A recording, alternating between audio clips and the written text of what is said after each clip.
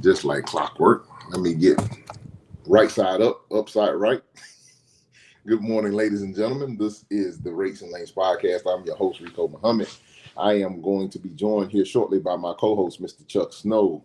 And today we have our very special guest, our resident expert analysis, coming in from DAT's own Dean Croak is joining us today. Very excited for today's show. We are pre-recording this morning, so by the time you guys are seeing this, it's still going to be very fresh, very pertinent information. We're pre-recording on a Saturday so that we can make sure to get a chance to get this information and get it out to you guys. But if you would do us a huge favor, please like, share, and subscribe to the show. If you find anything that we say or talk about today helpful or useful to anyone, please let them know where they can find us. We greatly appreciate it.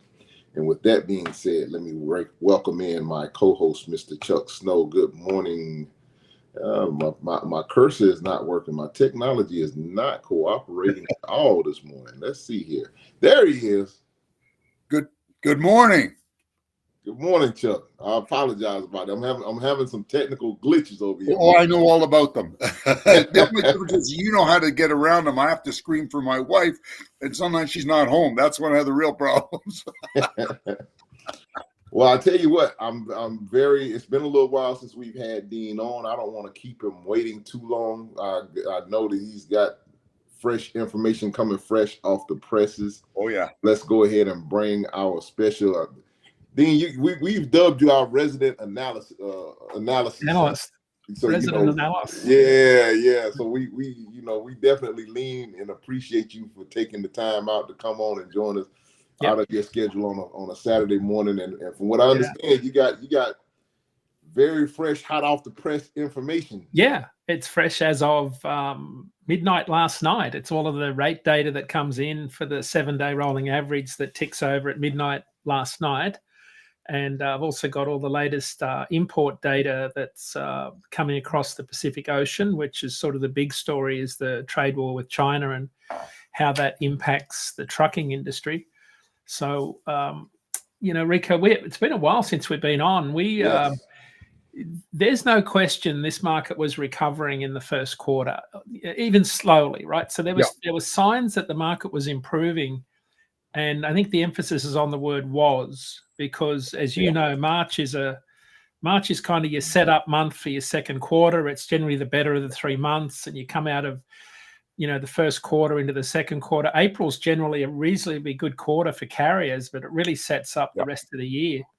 It's quite the opposite this time around, where we're seeing things like the ACT Research. They've got a for-hire trucking index. It dropped about 4 points in March after being up for the best part of a year. ATA tonnage index dropped about 1.5% in March. So we're seeing the tail end of a real surge in truckload volumes moving around the country. And it's, to use a sporting analogy, it's a bit like a head fake in football, right? Because it's created the impression that things are improving when really things are just moving ahead of any impact tariffs might have. So whether you're talking coil out of Chuck's area up in Hamilton into the Ohio River Valley, coil steel, you could be talking about imports from Mexico. You could be talking about imports from overseas.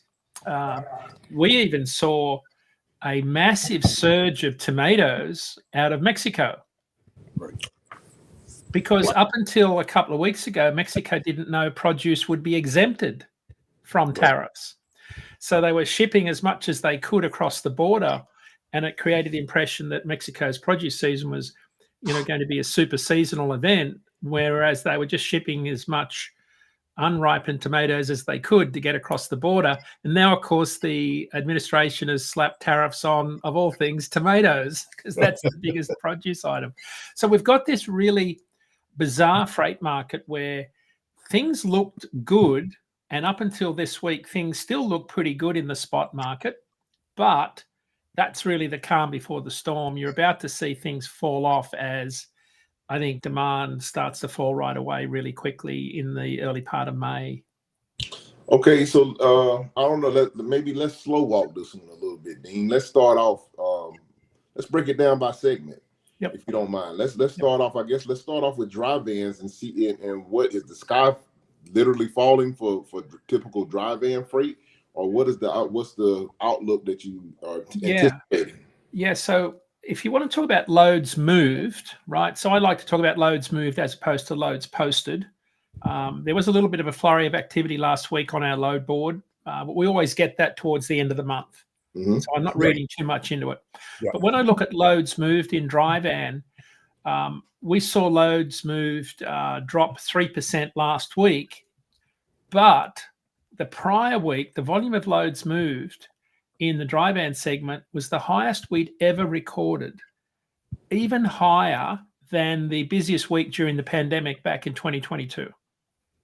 So it's an extraordinary amount of truckload volume moving.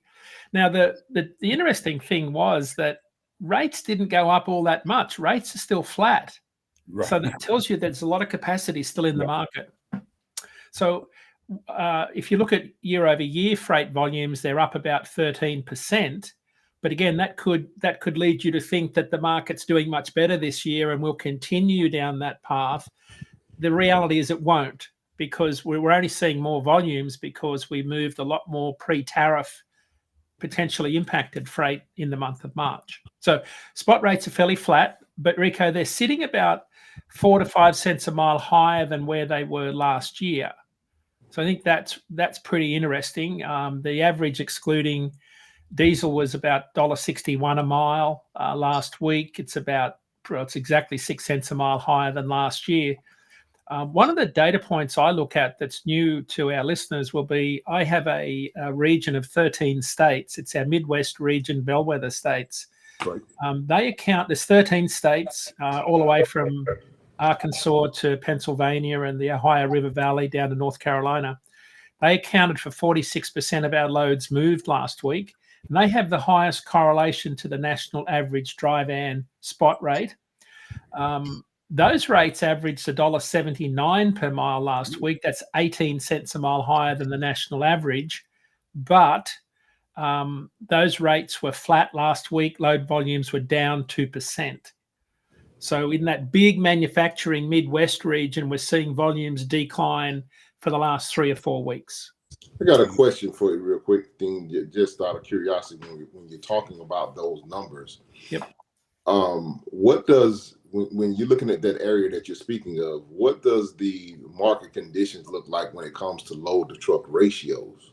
Do you have that information? Is that something that you have access to? Yeah, if you give me 1 second, I can probably pull this up. It's our load to truck ratio is generally refreshing by about 8 o'clock each morning. So let me see if I can quickly pull this up.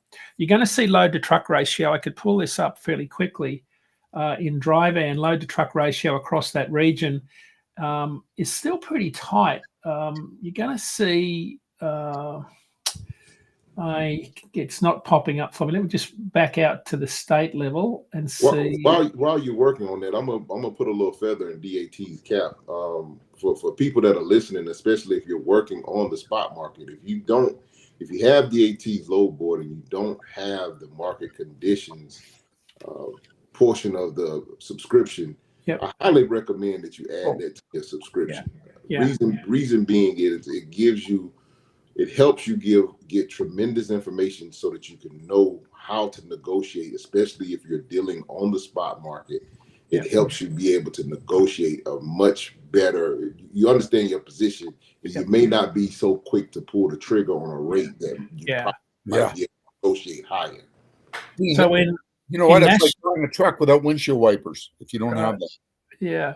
Nationally, the load to truck ratio this week was 4.95. So it was up a fair bit last week. But again, the end of month generally throws a bit more volume into the spot market. Rico, if I zip across some of the markets in that region, you're seeing load to truck ratio in the 5s. So about a little bit higher than the national average. The Memphis market is a little bit tighter, 6.6 loads per truck. When you get up into Pennsylvania around Harrisburg and Allentown, which is a large warehouse market that supplies the Northeast with a lot of retail freight, load to truck ratio is higher, up towards 6 in Allentown. Elizabeth is about 5.7. So that region, I would say to you, is probably about a factor of 1 higher. So if the national average was 5, that region is probably about 6. But I think it's skewed a little bit by a lot of the big warehouse markets that you see in Columbus, across the Ohio River Valley, West Virginia in particular, a lot of fulfillment warehouses through that market, and of course, Allentown.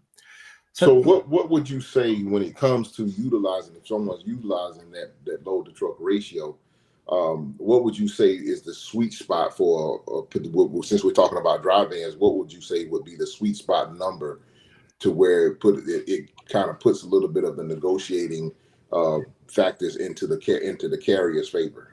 At the moment, probably up around 7, I would say, is going to be a good number.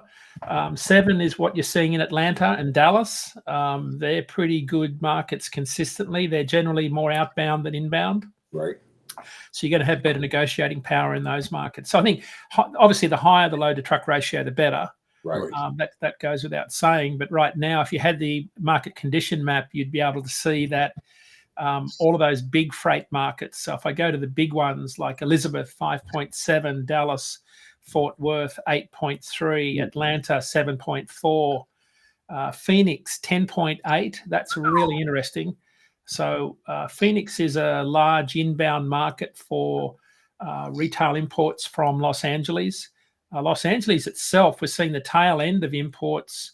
It's about a 4.3. So rates aren't as hot there because you've got a lot of capacity that's looking for work, especially in the dray side of the community. Right. As import staying on dry vans, I just wanted to reiterate that sweet spot number is going to be different for each segment. So for dry vans, that's a good number. So that number may not necessarily correlate over to flatbeds. Oh yeah, flatbed. Rico, flatbed, it's 35.37 at the moment. Right so now. I want to stay on dry vans. We'll get the flatbeds next, but I just wanted to make sure. I just wanted to kind of put that caveat in there for people that are listening in, so that they understand that, okay, if they're looking at flatbeds and it's 7.3, they thinking, well, that should be a good number. May not necessarily correlate over to a different. Yeah, we should talk about that. Because let me ask you a question. Do you think that the what's going on with the automotive industry in the United States and Canada, the volumes have, because we have plants that have closed all of a sudden, or they've they're on layoffs. We don't know what's happening. And the trucks that serviced those plants are now available to do other work. Do you think those trucks are picking up an awful lot of the work in the dry van sector? They have been, Chuck. Volumes of, last time you and I spoke about this, we were seeing volumes coming out of Toronto market, which is the largest Canadian market, double. The London, Ontario market's not as big in terms of volume compared to the Toronto market. Right. Rates are pretty flat, Chuck, so they've stabilized.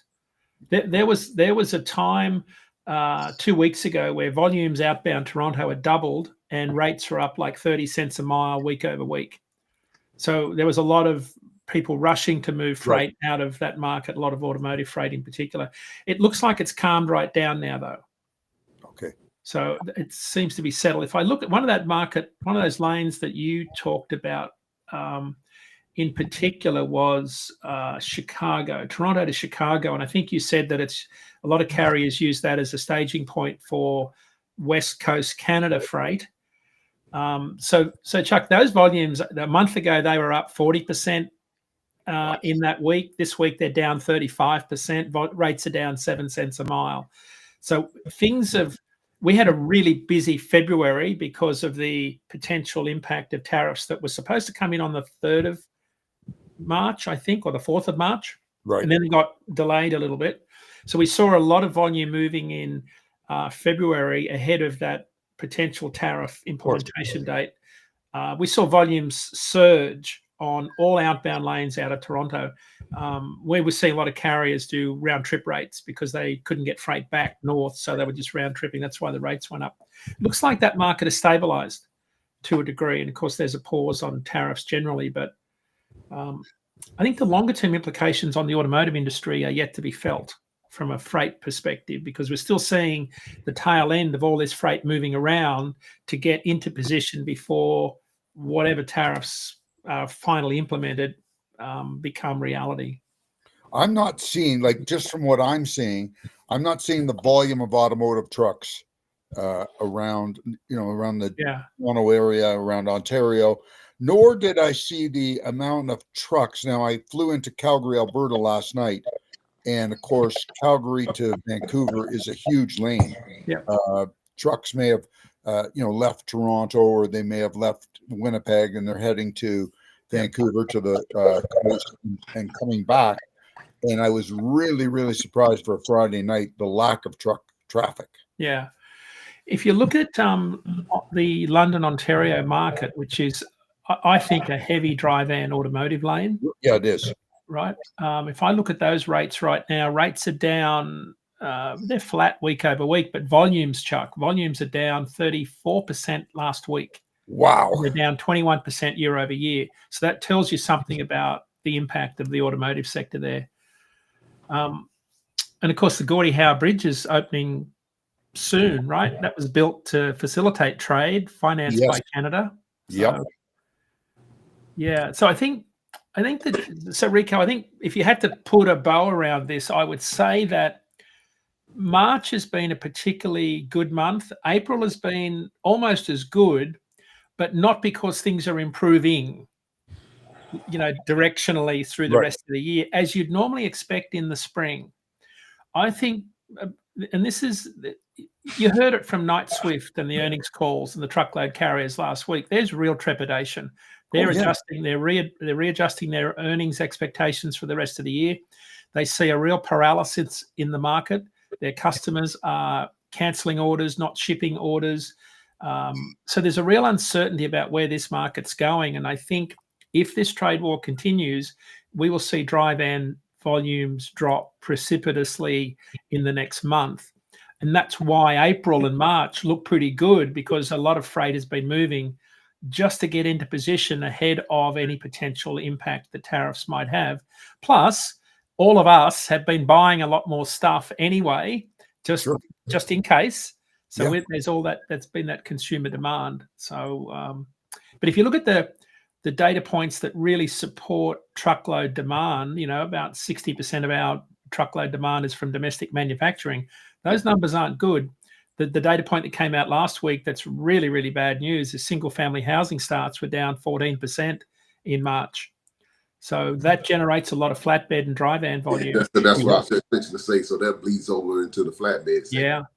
And Rico, so remember, April is building season, construction season, nursery season, planting season, and Home Depot, Lowe's replenishment season with trailer loads of mulch in the parking lot. Right. It's peak machinery import season from overseas. Like, it's generally a really robust freight month that just lifts everyone out of winter, and then we're off to the races. We're not seeing that at the moment, and that's why even produce season is starting to look a little bit dismal. I don't want to raise the sound of the alarms just yet. We can talk about that when we get into the refrigerated market, but that's something else that we probably should cover when we get into that sector.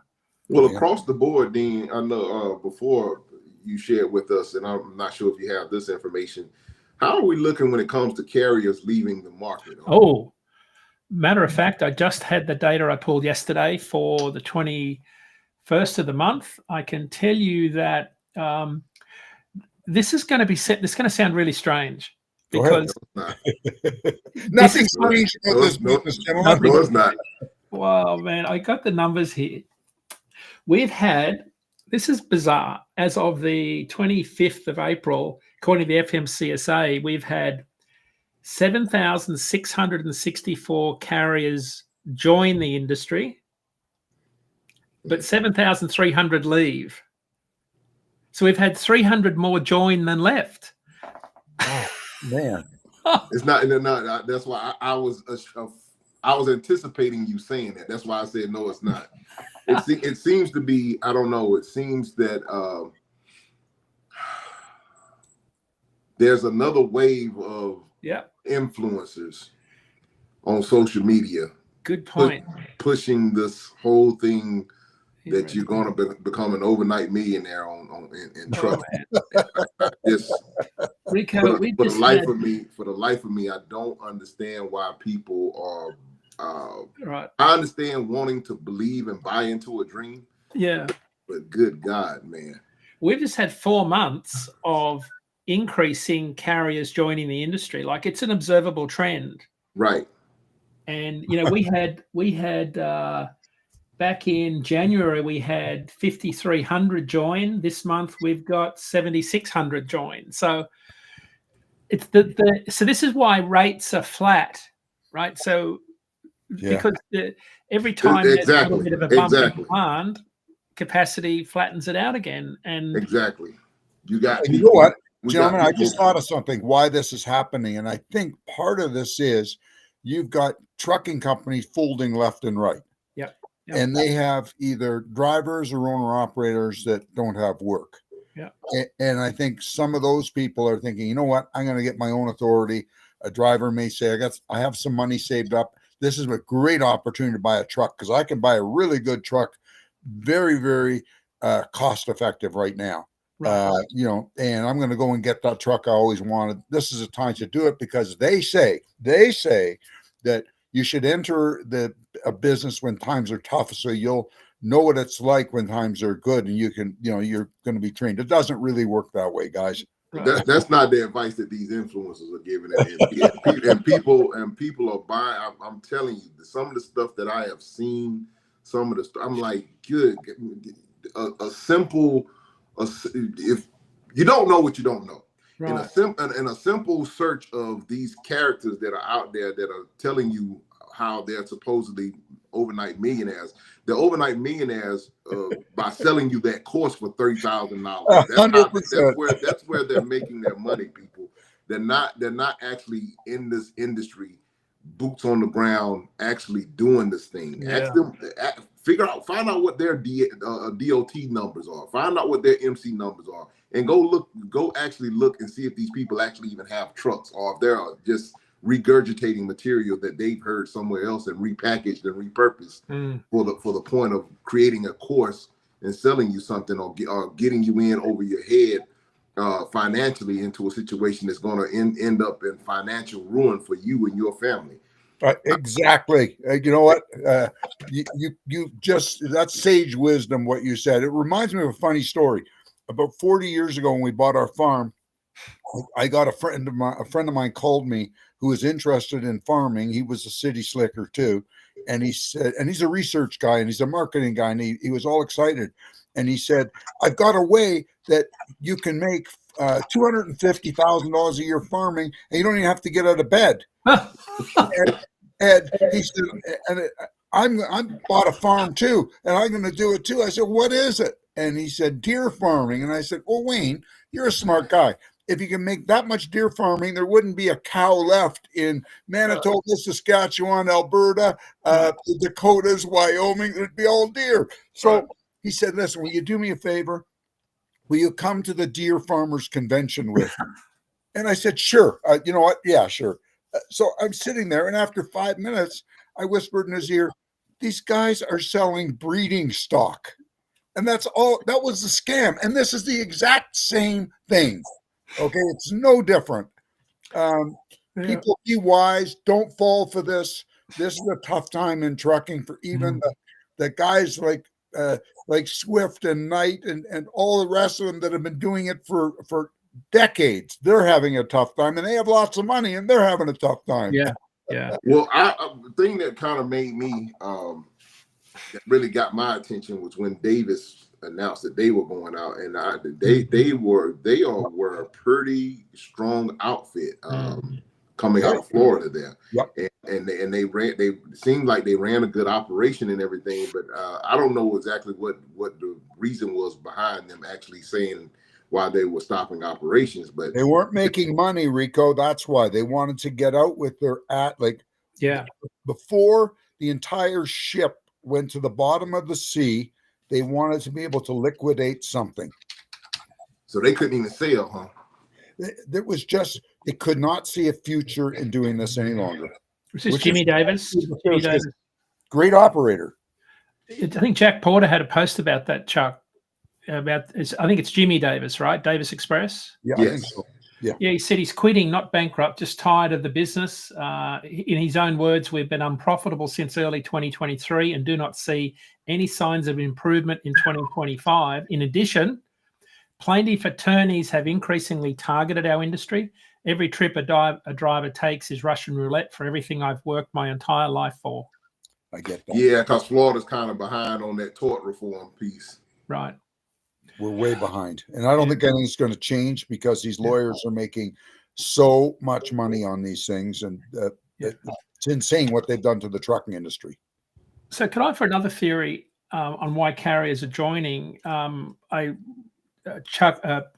Todd Amon from ATBS had his webinar a little while ago. He's got about 20,000 owner-operators on his books that he does their accounts for. Right. And the average that leased on owner-operators are getting is $1.57 a mile at the moment. So if you take $1.57 a mile power only and you add 48 cents a mile, which is what he estimates you need to run your own authority, lease your own trailer, pay your own lumper fees, all that stuff, rates need to be about $2 a mile. To break even. Well, yeah. right now they're about $1.98. So we're at that inflection point where you could see people that could buy a truck, pretty well, make a decision to get back into the trucking business as an independent contractor. You could see it because we haven't been close to that for a long time. We haven't been anywhere near this level where they've been close. And I'm going to say since May of 2022. So we haven't been this close to break even for 3 years. Right. So that could be another reason why carriers are saying, I might give this a go as an independent contractor. But this would be the worst time, I think, to do it. Not for any other reason other than the trade war is about to really disrupt the entire freight market. And that's going to make things even worse. Yeah. Because you know what, the factories that are running, I just read something this week that I guess it's a case plant. Some case plants are all being mothballed. Yep. In the Midwest in favor of operating in places like Brazil. Yeah. Well, Case New Holland, John Deere, they moved they moved some production to Mexico last year. That wouldn't be a news story to anybody, and hopefully they could bring those back just as quickly. But that's been corporate America's trend, right? Is offshoring some of that work. Apparently, this week they closed down a couple of Case New Holland plants. Wow. Okay. For whatever reason, and there was no notice or anything. They just shut them down. That's what I heard. Huh. That's interesting. So I guess we kind of put a bow on the dry van segment.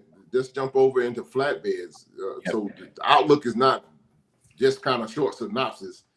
Things were good up until now. So on dry vans, the proverbial of the shoe might be getting ready to drop. Yeah, I think flatbed's been a little bit misleading also. We had definitely a lot of pre-tariff freight moving, a lot of coil steel, a lot of aluminum, a lot of lumber. So there's no question that was the case. Flatbed rates this week are sitting about 18 cents a mile higher than where they were last year. Like just extraordinary. We've had an extraordinary year. The average excluding fuel was $2.17 a mile. That's incredible rates, I think, for flatbed carriers. The all-in rate, including fuel for flatbed, was $2.60 a mile. Ooh. So that's including fuel. So flatbeds had a really strong, I would call it a super seasonal year. Normally flatbed, it's no surprise flatbed rates go up from November to May each year when we look at our spot rates. This year they went up a lot earlier and faster, but then they plateaued. So right. I think we'll see a plateauing effect here. But Rico, it's the tale of two markets. So think about the broader macro economy where industrial production has slowed down, residential housing has slowed down, construction is slowing down. So things like in the contract freight market, think about, and Chuck, you could put some color on this, because think about a big carrier like Melton or TMC. They move a lot of roofing shingles in huge volumes, a lot of lumber in huge volumes. But they don't do a lot of RGN moving V8 Right. Mac value liners around like for you, right? Or one-off machinery moves or No. data centers or They want the sheer volume. They're volume operators. Yeah, so they're not moving cooling towers to a new data center in Atlanta, where Rico's city has put a slowdown on the number of them being built in residential areas. Right. So what you've got is a split flatbed market. So on the contract market, because it's tied more to the general macro economy, capacity is very loose and rates are dropping, right? In the spot market, though, rates are increasing and capacity is really tight because they're different freight mix. Okay. Right. So one is because in the spot market, about 40% of our loads in the spot market, 40% of DAT's loads move on spot. It's only like 18% in dry van. So we're seeing a 60-40 split between contract and spot in flatbed because a lot of them are loads that aren't in routing guides. They're brand new lanes. There's a crane involved. There's accessorials. There's permits, and there's a deadhead mile component. Right. So it's going to go to spot most of the time because the large carriers are not well equipped to handle that sector of the work. So flatbed has had a really good year so far. I hope it continues. Our forecast has got rates pretty flat, but I think that's the difference this year is it's been more super seasonal and a little bit of an early bump because of the tariffs. And do you think some of the bad weather we've had has helped with that? We've had hurricanes and fires and every other damn thing. You would have thought so, but the building industry numbers wouldn't support that. We're just not seeing, I can't say categorically that you're seeing a massive rebuilding effort in any particular area. In the South, where about 60% of single family homes are built each month, number of homes dropped 17% last month. Down 13% nationally, down 17% in the Southeast. So just not seeing it, Chuck. I guess they will continue to drop if we get another round of inflation as a result of the tariffs. That'll have an effect there as well. Yeah, and don't forget, immigrant labor is a big part of the building industry. When you start to deport a lot of people out of the backbone of meatpacking houses, produce farms, construction industry, you lose workers, and they're not consuming goods. Like you're buying stuff, so there'll be an impact there on labor that'll cause shortages, and we'll see impacts. I'm wondering who's going to do these jobs because I have noticed that like restaurants I've gone into in the Midwest, everybody has a sign out. Even recently, help restaurant help wanted, kitchen help wanted. There's a shortage of labor. I guess the meat packers are feeling it right now. They're probably going to have to pay more to have people work in the packing houses. Or like what they've been talking about in California, getting a carve out for the workers that work in the fields. The administration might give them an exemption. Who knows? Well, they're going to need it because you know what? It's funny. American people cannot afford to pick. They can't afford to buy the produce they pick, or anybody that's picking produce in California and in Arizona and Texas. There's just no money. They eat at McDonald's. I used to pick spuds in Australia for used to get 20 cents a bucket, and we'd load 100-pound bags and then load them on our shoulders and throw them on the flatbed. It is the hardest work I've ever done in my life, picking cherries and spuds and apples. Oh, yeah. It's hard work. Yeah, it is. That's why the hockey players and I think all the athletes used to work on farms during the summer. They get paid to work out. Well, all the rugby league and rugby union players, when I played professionally in Australia, everybody worked in the pubs and the breweries, and we lumped 18-gallon kegs around by hand. Now, because we drank a lot of it. But the good part was we got a bit of exercise, of picking it up and delivering it. Right. So nobody got the beer bellies. We were fit as Melly Bulls. We could run through a brick wall, and sometimes did. But, years and years ago, they used to give the truck drivers, let the truck drivers drink beer while they were waiting to get loaded. Oh, yeah, of course. Yeah, that was standard operating procedure when I was driving. Yeah. we never went anywhere without 2 weeks worth of cold beer. Like we had our trucks well stocked. I remember once we were loading at Molson, and the guy I was with drank. They would give you beer while you were being loaded. Like you could sit there and drink beer. Yep. And the guy drank so much beer he couldn't drive his truck back to the yard. I drove his truck back to the yard and then got a taxi and went and got mine. Right. Yeah, I before the regulations, I remember getting loaded. This is not even before the regulation. This was the regulations in place. I was getting loaded at a place in North Carolina, a little microbrewery up there, and the guy comes out that was getting ready to load me. That they were newer operation, and he comes out bringing me a couple of 6-packs. I mean, I can't put that in this truck, man. Smart man. You know, there are still a lot of truck drivers that do not understand that. Yeah, no, it's illegal for me to even have this in the truck. It can be in the trailer, but I can't put this. And you have to make up a bill of lading for it and be licensed in that state to hold beer, even your 6-pack. Do you know that? That's why I was like, nah. I appreciate it. It's very, very kind and generous gesture on y'all part, but no, unfortunately, there ain't nothing I can really do with this right here.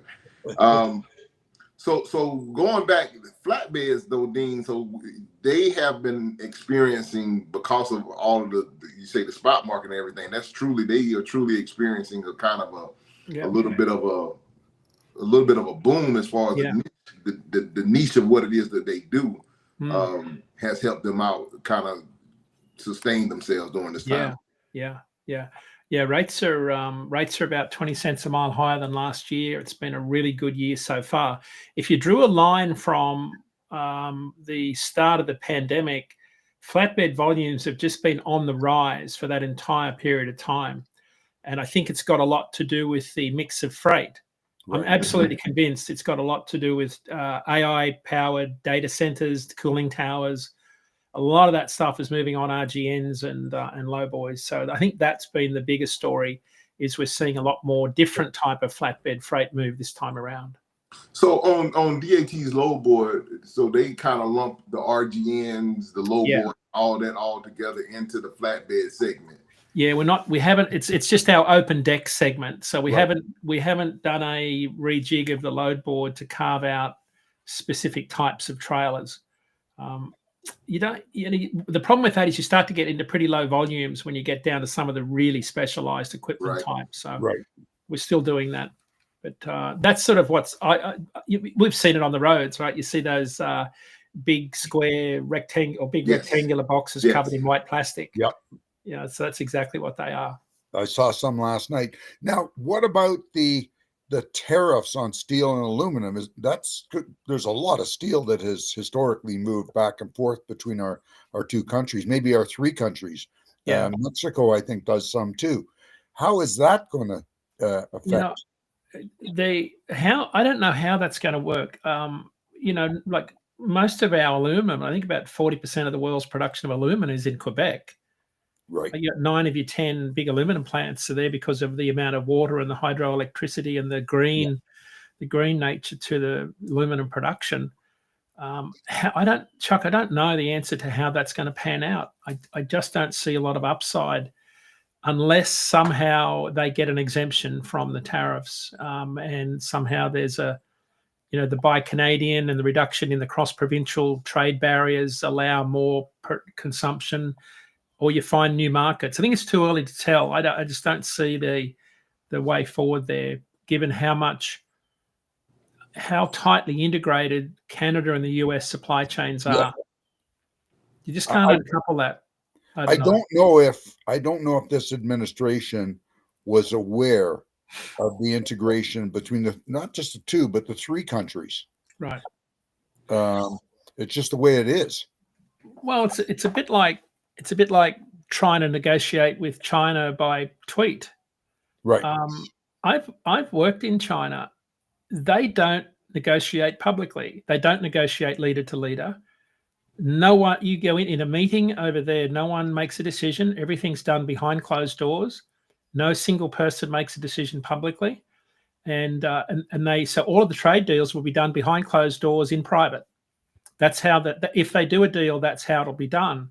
So it's like we've got this totally wrong approach to negotiating, unless, of course, there is someone in the back room, there is a delegation going to China, and there's 30 people sitting in a room hashing out a trade deal. I don't think that's happening. Otherwise, we'd have heard about it. So there's a real disconnect, I think, in terms of how this is going to play out. I just don't know that, kind of bullying people into a position is going to force them to change, because particularly with China, they've already, they've been doing this for thousands of years. They are not going to back down, because saving face is their number one priority. 100%. It's part of their culture. It's in their DNA. And I think I looked at the data this morning. I counted the number of ships coming across the Pacific Ocean. I've got the data here in front of me. Last week we had 77 inbound. That's the week before last week. Last week it's down to 55. So this week, ending last night, we had 22 fewer ships heading across the Pacific. So what you're seeing is the tail end of the imports moving that weren't affected by tariffs. And that volume will literally fall off a cliff once you get into the first week of May. They're talking about the number of blanked sailings. They've got 30 container ships have blanked their schedule between May 6 and June 20. Now, blanked sailing means the carrier is going to skip a scheduled port call in the middle of a fixed rotation.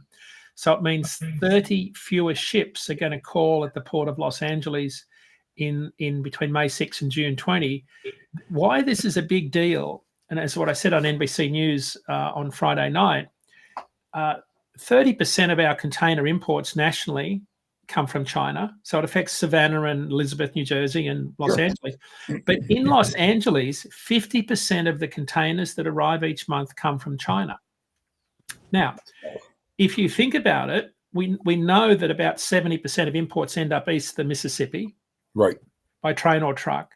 We know that about 30 to 40% of imports end up in domestic manufacturing processes that end up in loads on the back of our trucks. Of course. If you start to see, trade grind to a halt, you can connect the dots and see that truckload volumes are going to take a hit, and it's going to take months and months and months to recover. Because even if the president said trade war's over, we're going to go back to normal, it still takes 2 to maybe 3 months to get back to normal. You get the pump primed again. Yeah, because so they're just starting to order back to school shopping inventory from overseas next month. If they delay and push that back, you can see empty shelves starting to pop up for sure. So this could, at best case scenario, you're talking about a market recovery maybe in the third quarter, in the fall. But if it drags on, this year's kind of pretty dismal, which makes 2026 the recovery year that when someone started this year, Bascom Majors at Susquehanna Investments said that 2026 will be the bounce back year. And I thought in January, that's nuts. There's no way this market doesn't recover this year. And of course, 2026 is no guarantee either. No, there are no guarantees. And, when you're talking about the number of ships, I remember 4 or 5 years ago, there were a hell of a lot more ships like that in the harbor waiting to come into the port of Los Angeles. On January 9, 2022, there was 109 at anchor waiting to unload. Wow. 109. I looked at the data this morning and they've changed. So what the big ocean liners are doing is they're blanking their sailings. They're not calling at ports. They're slowing their vessels down. It's called slow steaming. Right. Because if you slow them down, it tightens capacity. Of course.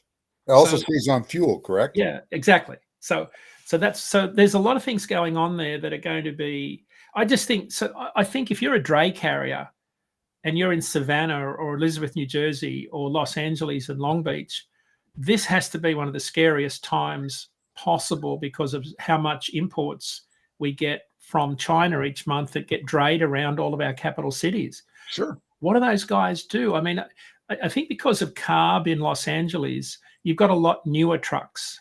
They're certainly newer than 2009. When I was out there looking at them, there's a lot of trucks that can do regional long haul work. Rico, they're not dissimilar to your spec. They're older, right? Mm-hmm. But because of CARB, I think in the Port of Los Angeles, you've got a lot more long distance capable trucks that could find other work. Oh, yeah. I couldn't say the same out of Savannah with Right. some of those day cabs you see running around. Right? So we're looking at dry vans. Flatbed seems to be kind of a little bit of an anomaly, but it's you still got to kind of hold your breath a little bit. Yep. Definitely on dry vans, we definitely have to be kind of going to a little bit of a protectionist mindset. Make sure that we're lowering costs. Make sure we're trying to get everything in line there to protect ourselves. Yep. Going over to now, here's the thing that I've always heard. Well, reefer food product, everybody's got to eat no matter what. It's recession proof. We'll just eat less. That's the problem. So Rico, Vidalia Onion pack date was April 15, I think, in your part of the world, in the 13 counties in Georgia. That's officially the start of the produce season. Right. We're now getting into, I see Dickey Farms have got their strawberry festival on in Georgia also. So we're starting to see volumes improving.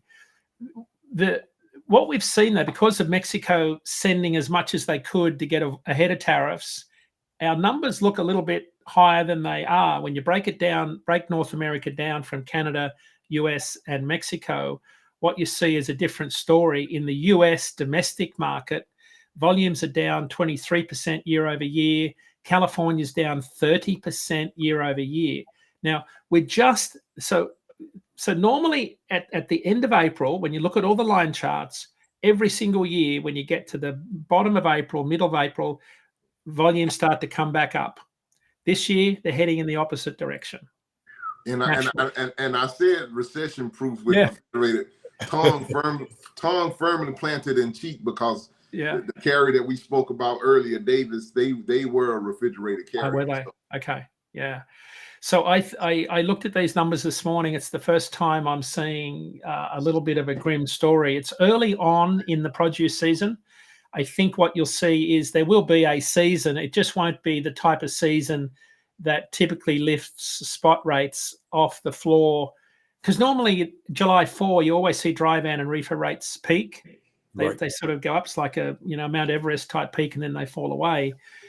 This year, it's going to be the same, I think, as what we saw in 2019, maybe 2020. It's going to be more like a speed bump than anything. You're just not going to see the rate increase. So if I said to you that normally between April 15 and July 4, you see a 25 cents per mile increase in reefer rates, this year it's probably going to be more like 10 to 12. So there will be a produce season lift. But it won't. I don't think it'll be anywhere near the level of rate increase that we typically see nationally, because I just think we're changing. We're not buying the same level of produce we used to buy. I just think that's what consumers are doing. Is that because produce has gotten more expensive and people just don't? It's a budgetary thing. Yeah, I mean, discretionary spends on blackberries and strawberries and things that are, not staples like potatoes and lettuce and things like that. I think people are cutting back on those sorts of things. Yeah. You do see it. Like, I do the grocery shopping for the most part because I do the cooking, and you do see the amount, the increases even now where inflation is supposed to have gone sideways or cooled. You still see a real huge increases from week to week and stuff like butter. Yeah. So Rico, I mean, reefer rates are pretty flat at the moment. They're not doing a whole lot. I think it's one of those markets. If you're a specialist carrier with a pretty new reefer and you've got good brokers that you're their cherry hauler, you're their avocado hauler, I think that market is pretty solid. Like, those rates are typically always 80 to 90 cents a mile higher than the national average. So those sort of carriers are doing really well. If I had a second, I could pull up the national average for produce haulers. But I think generally, when you think about just refrigerated in general, I think that market, the general market has been oversupplied because the rates that are coming into routing guides based on the contract market, based on recent RFP negotiations between carriers, brokers, and shippers, still coming in flat. Yeah, it really is. I can definitely speak to that. I was talking, I think we might have been speaking about it a little bit last week. Typically, you could expect from Atlanta to Charlotte generally should be paying at least $1,000. It's about a 255-mile run. Right. Generally, you should kind of bank on about $1,000 is where the rate should be. And right now, in some cases, you're pulling teeth to get 700, 750. Yep. Wow. And that's cutting it pretty close to the bone. It's not a lot of meat left on that bone at all. Yeah, we're not able to do it because of congestion and everything else. You can't load and deliver in the same day in most cases because just getting through Atlanta is not going to let you do that. Yeah, the 7-day rate, Rico, is sitting at 956, but the range, the last 7 days, it's up a little bit, but the range is sort of 841 to 1,000. 956 is about $50 higher than where it was last year on that lane. And the thing about that is kind of circling back around, coming back full circle again to the market conditioning map that you guys in Atlanta. This is why it's so discerning to me. But it helps me. It helps me out to negotiate a little bit. I don't know. I may be giving away a little bit of too much information, but in the sense of helping everybody else out, understanding the market conditions in Atlanta being a hotbed market, that the load to truck ratio is always going to be in your favor coming outbound in Atlanta. I understand my value in the market, and it puts me in a position to kind of make sure that I kind of can find, if I'm dealing strictly on the spot market, I can find brokers that I can build relationships with that are not focused on just driving the price down. Is consistent service and communication. Is that a value proposition for you at all?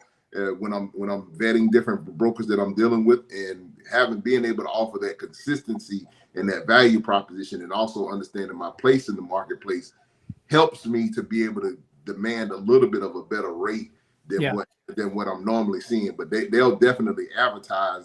You'll see when a lot of times they'll post numbers on a load, and of course that number is always supposed to be negotiable. But in a lot of cases, in a lot of instances, it's become a situation where, because you got so many people coming full circle to the conversation earlier, you got so many people that are in the market that don't understand their value in the market. The brokers are much less willing to negotiate. They may offer a $50 bump on what the number that they have posted. But but you know what, Rico, you've got these new carriers that just got their authority last month. That's what I'm saying. They call and they'll say, you know what, I know you're offering $750. I'll do that for $6. So Rico, on the market condition index, I just had a quick look. Nationally, the refrigerated load to truck ratio is about 10, but in Fresno, it's 20 to 1. In Salinas, it's 20 to 1. It's not that high in Atlanta, but we still are pretty strong market. But just south of you in Tifton and where the Vidalia Onions are, it's 28 to 1. 28 to 1 is pretty good going. It's about 10 to 1 out of McAllen, where a lot of your Mexican imports come in. So there's certain markets that have got really good load to truck ratios where capacity is tight and brokers are looking for trucks. I just pulled up the national USDA numbers. The national average rate for produce all in was $3.20 a mile last week. That's for produce, $3.20. The national average for reefer rates, all commodities, was $2.35. So it's again about that, $90 to $1 per mile difference for specialist produce haulers as we head into the season. Wow. Yeah, we should get back together in a month or two, because I think we'll be talking about a very different freight market. Yeah, I hope we're talking about a much stronger freight market. I hope the cooler heads prevail. Yeah. and we get beyond this, because Yeah. I just see devastation for so many industries, especially the trucking and logistics sectors. Yeah.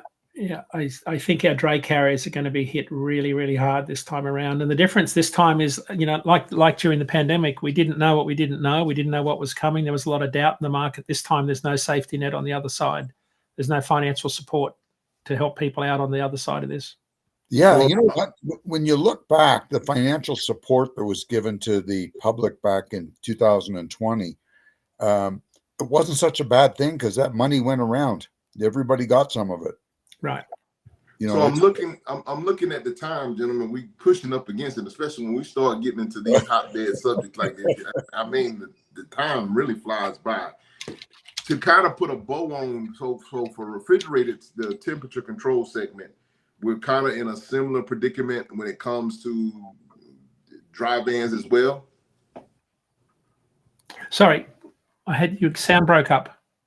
So when it comes back to when we're talking about refrigerated, we're kind of in a similar position, maybe a little bit better, but similar position as dry van. We need to be, I think everybody needs to be kind of really concerned and really making sure that we're doing everything we can to lower costs as much as possible, and not taking on a bunch of debt. Yeah, don't assume that produce season is going to deliver. I don't think it will. I think specialized flatbed will certainly deliver, based on the growth in AI data centers and cooling towers and that sort of thing. Dry van's a little bit of a mixed bag. I think it's going to suffer pretty substantially. I think the best advice I'd give is give yourself a 7 to 8 cent per mile rate increase by slowing down 10 miles an hour. Yeah. Sage advice. Sometimes you have to do that. There's nothing, because there's nothing else. You're not going to get that money from your customers, so you've got to get it internally. Yes.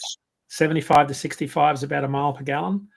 That's gonna give you a pay increase. So if you've got the time, and I think that's what a lot of people get caught up in is I'll go as fast as I can to get where I need to be, and hopefully something happens. I think you got to control what you can control. Rico, you know this better than anybody. Control the costs you can control, because right now there's so much out of our control, more than I think we've ever seen on the demand front. Absolutely. Well, Dean, I want to thank you again for taking the time out on this early Saturday morning to get up and join us and kind of allow us to pick your brain and get some of this fresh data, fresh off the presses. We'll be sending this out on Tuesday, so it definitely time pertinent. If you would, Dean, before we get out of here, let people know how they can find you, where you can be located, and where they can see your work. Yeah, dean.croak@dat.com is my email address. I'm on all the social media platforms, especially LinkedIn if you want to DM me there. And of course, I'm on all the social media platforms at the Grumpy Pete, pretty active there. Got a few followers, including Chuck and Rico. Absolutely. Always pumping up everyone's tires. Absolutely. Well, we appreciate Yeah. We appreciate it again, Dean. We definitely are much appreciative for you taking the time out. Okay. Mr. Snow, let the good people know where they can find you while you're traversing the slopes out there. You can send me an email, chucksnow280@outlook.com, and just if you could put your phone number and tell me how I can help you. Be glad to help any of our listeners with anything. And with that, Rico, I'll let you back her in a hole for another week. Dean, thanks again for joining us. You're always so enlightening. Not always good news, but you certainly let us know what's going to be coming around the corner. Yeah. Absolutely. Thank you, guys. Ladies and gentlemen, we want to thank you guys for taking the time out to join us to listen. We definitely are always grateful for you doing so. You could have been anywhere else in the world, but you took some time to hang out with us. We are always eternally grateful for you doing so. If you would, please like, share, and subscribe to the show. Tell a friend to tell a friend about the show. And we want you guys to continue to stay safe out there, stay profitable, stay healthy, keep it in between the mustard and the mayonnaise. God bless you and good night. Catch you on a flip-flop. God bless. Good night, guys. Thank you. Good night.